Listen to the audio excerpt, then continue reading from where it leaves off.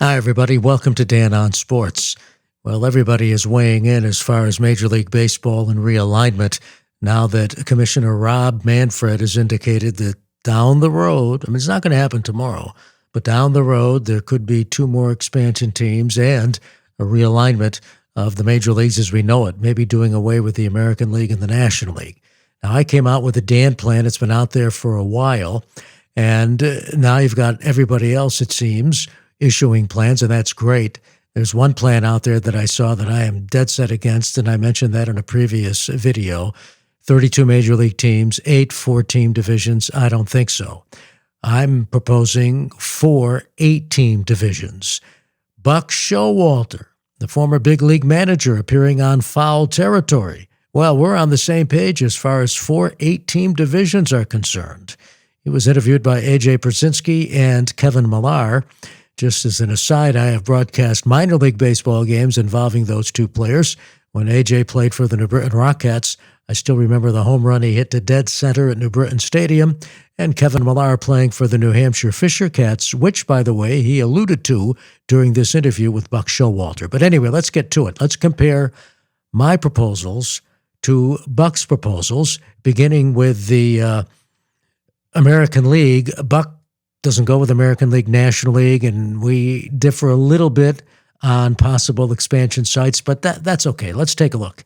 American League, there you see, I have Baltimore, Boston, the Chicago White Sox, Cleveland Guardians, Detroit Tigers, New York Yankees, Toronto, and Washington.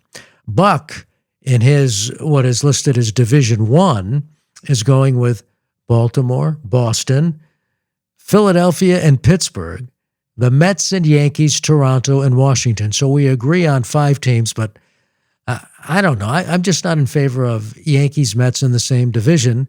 It just about eliminates any chance they would have, I think, to play in a World Series. It's possible, depending on how you develop the postseason format, but I don't know. So there you see my 8-team division against Buck's 8-team division. Then we go to what Buck has listed as Division 2.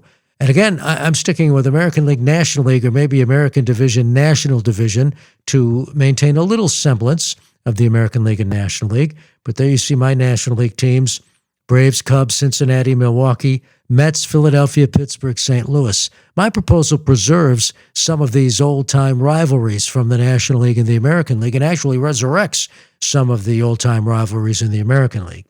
Bucks Division 2, Atlanta, Houston, Kansas City, Miami, Nashville, presuming Nashville gets an expansion franchise, St. Louis, Tampa Bay, and Texas. Okay, I want to keep some kind of rivalry with old-time National League teams to preserve a little bit of the tradition.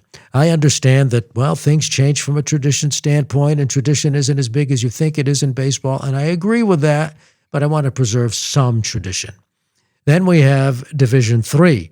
And Buck and I are almost on the same page as far as this is concerned. Again, the JR stands for Jackie Robinson Division.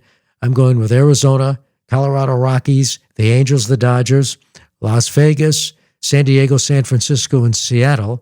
Buck presumes that Salt Lake City will get an expansion team. So he has Arizona, the Angels, the Dodgers, Las Vegas, San Diego, San Francisco, Salt Lake City, and Seattle. So we really differ on just one team in that division. And finally, we have what I propose as the Babe Ruth division: Houston, Kansas City, Miami, Minnesota, Montreal. I'm presuming Montreal gets an expansion franchise. Nashville, Tampa Bay, and Texas. So both expansion franchises would go in the Babe Ruth division. Buck has the Cubs, White Sox, because he wants those city rivalries like Yankees, Mets, White Sox, Cubs, Dodgers, Angels. He also goes with Cincinnati, Cleveland, Colorado, Detroit, Milwaukee, and Minnesota. So there you have it. Now, they all agreed essentially on what I recommended, that you've got to cut down the schedule. I'm saying cut the schedule down to 142 games. They're talking more along the lines of reducing the schedule from 162 to 156 or 154. And they all say that's a long shot, and I agree with them because the owners aren't going to give up those dates. I think if you fashion the schedule the right way, maybe you would see the owners give up the dates if you increase the number of playoff games. We'll see. But they all agree, as I do, you've got to give these players a day off per week, like you do now in the minor leagues. In the minors now, we have a 6-game series and a day off. Now, I'm not saying 6-game. You're not going to have a 6-game series at the major league level, although I would take issue with one statement Buck made in the interview. He said, can you imagine if in the days when I was managing in the minor leagues, you had a 6-game series, by the 4th or 5th game, these teams would be at each other's throats as far as fights and throwing at each other? I can tell you I haven't seen that. Have there been instances on occasion? Yes, they have. And again, I broadcast Hartford Yard Goats games, but for the most part, the 6-game series, by the time you get to Game 4, Game 5, it hasn't been as you would think as far as these teams are at each other's throats and they're going to start throwing baseballs at each other. I haven't seen it. And there have been a couple of instances, but for the most part, that really hasn't factored into the equation. But so you have 3-game series, 2 3-game series a week, and you have a day off. These players need at least a day off per week. You can't be playing, in some cases, 13 games in a row, 13 days in a row. I think that's all the association allows. You can't do that.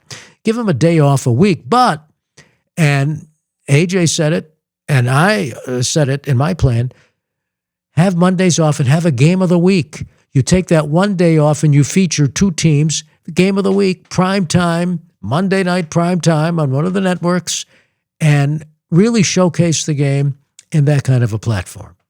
We'll see. But there you have it. Buck's proposal versus my proposal. Everybody, it seems, has a proposal. And as I said before, the commissioner likes to float these ideas because he causes conversation, he causes debate, he causes people to talk about the game, and that's terrific. But you can't tell me they don't already have a plan set aside, ready to go. Obviously, it would have to be tweaked. But there's my proposal versus Buck's proposal, and I'm sure you have one of your own. But as always, thanks for watching, thanks for listening, and see you later.